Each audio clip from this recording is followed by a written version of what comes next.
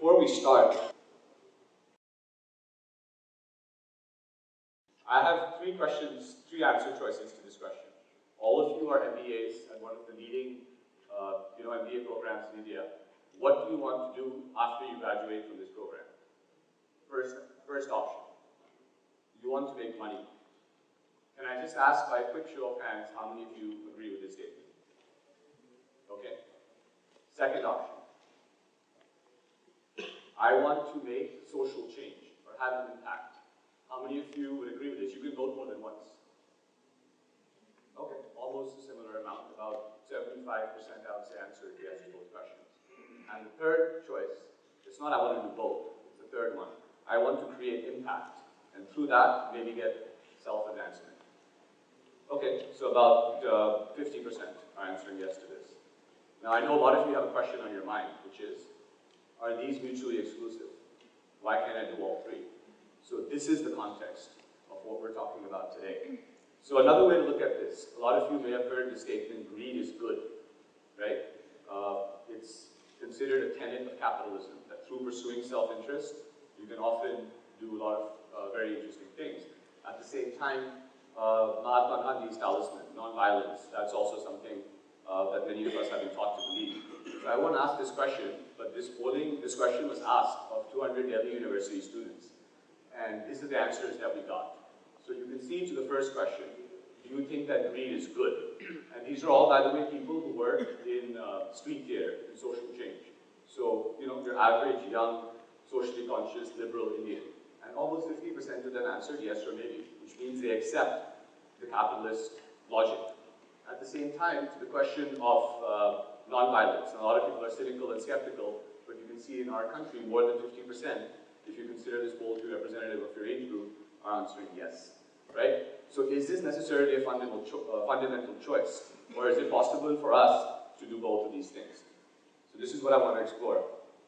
So if you look at the title of the talk, this ambitious title, Exploring Social Change in India, it's really about exploring three questions, and I want to go one by one through each aspect of this discussion. The first is India. What's happening in India? So this is just the context. So we should start with this and mention a few facts of what's happening in the country. So, just to see if we're all on the same page. Secondly, the core of the discussion. What is social change? It's a vague word. We talk about freedom, inclusion, unity. That's the topic that Surya, suggested to me, which I'm grateful for helping focus this discussion. What does it mean, exploring freedom, inclusion, unity in India? So some ideas there. And then thirdly, applying this to the personal domain, not just looking at these issues theoretically as abstract intellectual analysis, but really seeing what does this mean for me.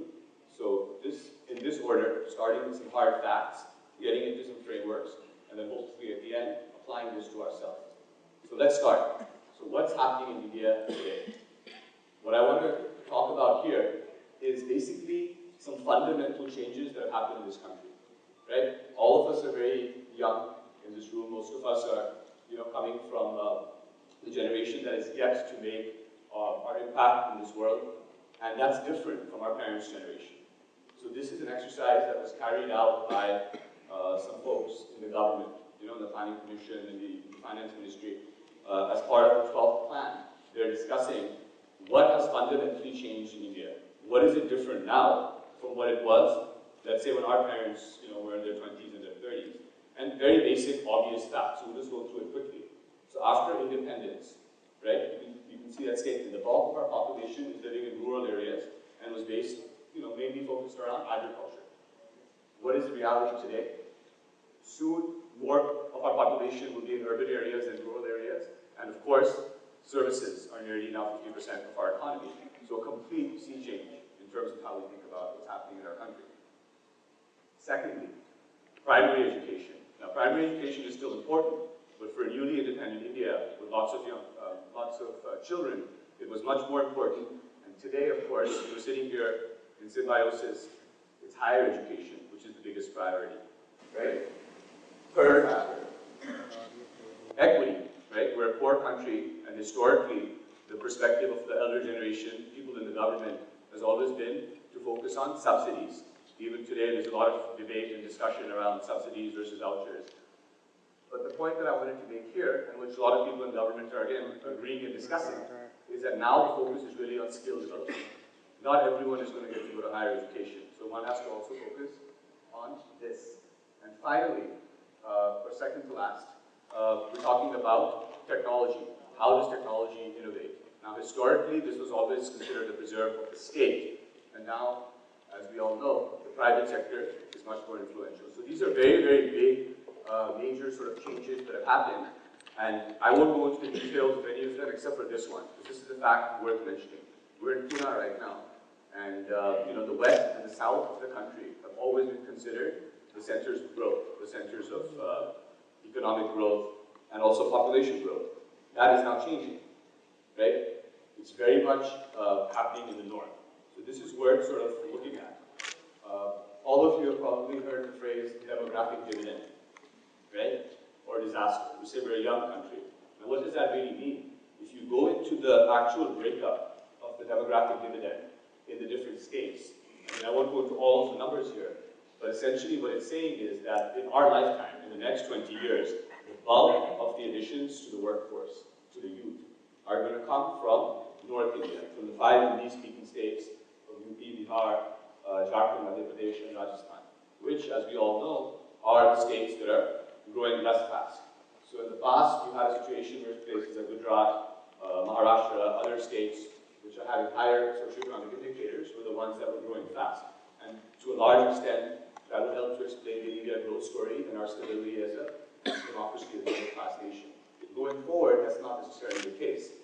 Look at the statistic. Starting from 2011, till 2031, 60% of the growth in the working age population is coming from these states. And starting from 2031 onwards, something like 90% of the growth in the workforce is going to come from these states. So it's just something to keep in mind. So many people say, India has been growing so fast, we haven't had any social turmoil, any social issues. Is this likely to sustain itself? Maybe not, because the dynamics of what's happening in this country are very different from the north to the south. So this is the basic data on income from the NCAER from 2005. It basically talks about these 4 groups, right? So we won't get into the numbers. The point that I want to mention is all of you have probably heard the phrase, the base of the pyramid, or the bottom of the pyramid, right? C.P. Prahlad has this phrase, the fortune at the bottom of the pyramid. Now I want to propose something slightly different, which a lot of people are talking about now.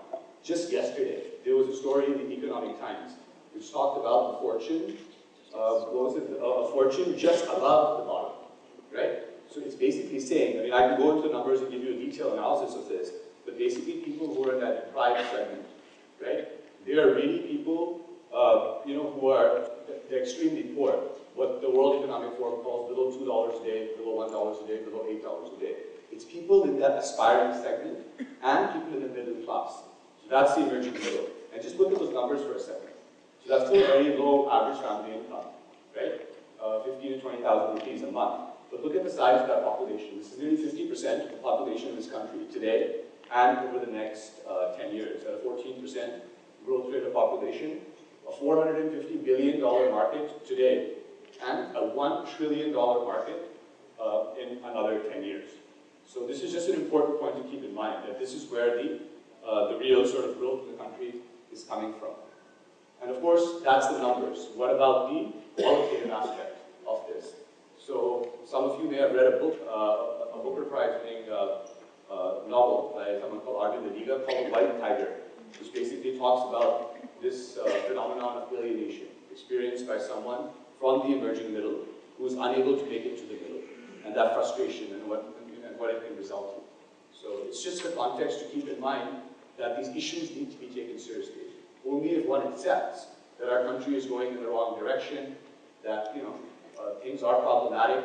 Of course, there's a lot of great things happening as well. I'm not saying one has to be only negative and pessimistic about what's happening in India. We hopefully give you some examples of some good things that are happening. But at least one has to be aware of the context. So that's the background. So now, what is social change? This large word. So how many of you are familiar with this symbol? So this is the words from the French Revolution, or for that matter, the American, or the Indian Constitution, or the South African Constitution, apartheid, same exact words.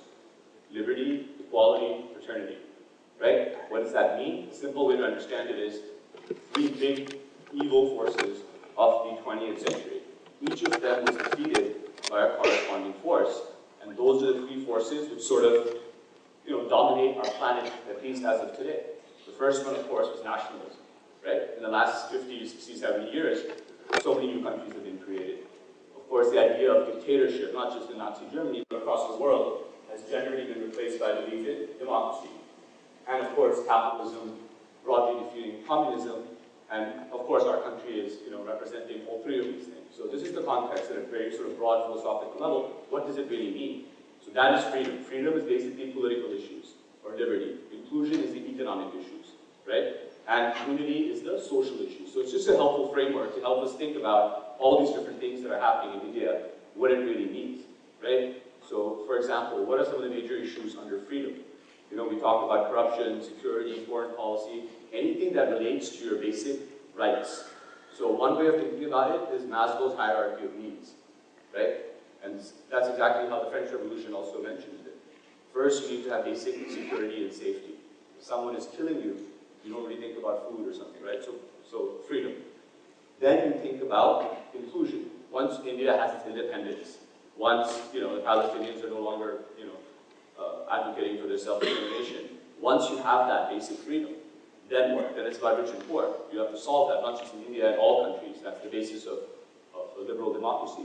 And of course, once you achieve that, then the goal should be universal brotherhood. And that we say is an aspirational goal. Once we achieve the unity. So that's the philosophical context. Why is this relevant? Why are these holistic frameworks interesting and relevant for us? Take the example of inclusion, right? And you may have heard about this definition of sustainable development. Very powerful word. Simple definition. Economic, social, and environmental. All three aspects must be considered when you are looking at a problem from a policy perspective. Won't go through all of this detailed stuff, rather just give you an example. Okay, now this question, how do we promote positive health outcomes in India for the base of the pyramid, for the poorer people? How do we do it, right? So all three aspects become important. From an infrastructural or public policy perspective, you need to have water and sanitation. Without that, it makes no sense. And incidentally, most of these environmental sort of interventions tend to be public policy based because it requires a lot of investment and it may not necessarily be profitable. Of course, you need to have the economic aspect, so the financial inclusion. Without health insurance, no family can avail of the hospitals. And that, incidentally, this is one of the leading causes of poverty in India. An emergency medical situation in the family. In the middle of the night, in the village somewhere, your mom or your relative gets sick. How do you take care of that situation?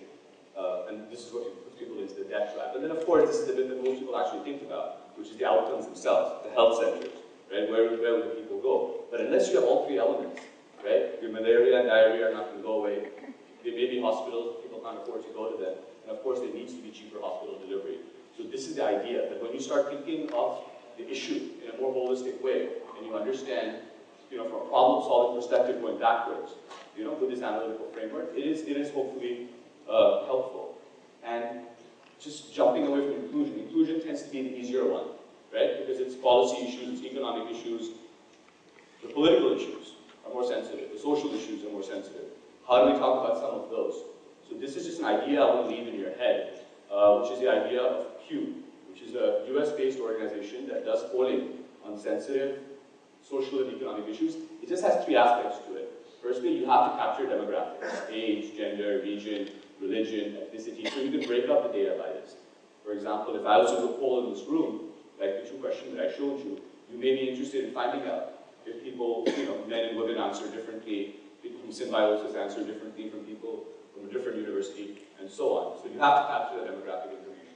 Of course, you have to know what are the issues on which you want to do social and economic polling. And then finally, and this is the real USP, you don't then take that data and sell it to a political party or to a corporate, but then you again share it with people, and it becomes a public information sharing platform. So this is the idea. Just to give you an idea of what we mean, this is a poll that we did with, again, 200 students in Delhi University. What is it telling you? you know? So some of these are basic things. You can find out age, gender, the region, but the really interesting thing is other demographic information you may ask. So in this case, we're asking, what type of student are you? Are you an engineering student, an economic student, or another kind of student? And of course, for the different answers, we break it up by this, if it becomes relevant. And what kind of questions do you ask? So when you're talking about social issues, you can look at it from a policy perspective, or you can look at it from a personal perspective. Here's an example of 4 questions. On the policy perspective, it's asking, should anti-terror laws be made more strict, even if this causes human rights violations? And there it's asking, should the powers of the police be reduced so that they commit less abuses in the police station? And the answers can be different. The second one is even more powerful. If you ask a policy question, do you support increased rights for homosexuality? 95% said yes. That similar question in a similar domain asked on a personal basis. This is an example of using transgenders, but would you have a eunuch as a close friend? It's almost exactly evenly split. Yes, no, maybe. So this is another important thing to remember. You're not just asking people about policy implications, but you can often test what they're saying by asking them that same thing in their personal domain and getting some validation from that. So very quickly, just to go through this, how does one take this further? These are some ideas, some interesting frameworks. What does this really mean for you as students? Now, of course, we're all trying to figure out what's happening, and we're fortunate. I mean, media is very much a salvation, and this slide is sort of self-explanatory, but it's also an overdose. There's so much information out there now, right? That the challenge now really is on curation. How does one filter through this? And of course, the power of the internet. I'm sure all of us here in this room are users of the internet. We fall into that 65 million category, right? Or 52 million active users. But that's only 20% of the English-speaking and PC-literate population, roughly 300 million people. So this story has a long way to go. And of course, the government realizes that. So in our country, we have very, very high penetration of media and of social media. So this is an issue which has become very, very sensitive for a reason. Of course, there's many, many people working on this. There's physical hubs, there's media platforms, there's service delivery platforms.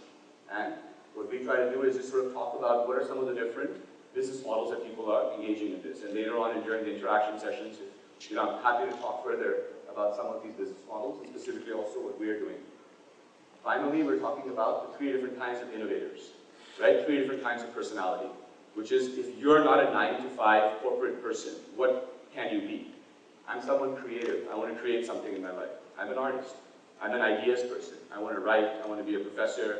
I want to be in media. I have some ideas I want to share. I think I'm smart. So I'm an intellectual. Or I'm just a professional. I want to just do something. I don't believe in art and ideas. So this is, again, a way to think about what you could do. And finally, this brings us back to that initial question. The investment banker, or as they say, the Jola Wala, why do we have to be stuck in these 2 extremes? Is it really required? And this is the final slide. And I know I'm sort of out of time here, but I'll just quickly go through this, because this is the bit that's most interesting. What do we really mean by social-commercial balance? So there's many interesting models going on in India.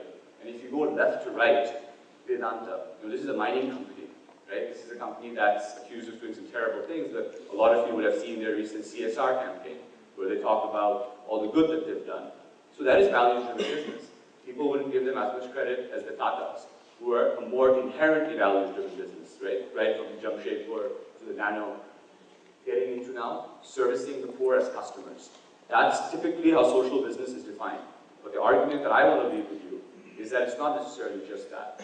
If you look at the kind of things that, let's say, Airtel has done, providing services to 700 million, 800 million, people who couldn't use mobile phones before, or even something like Google or Facebook, right? Completely transforming business models. That is also social impact.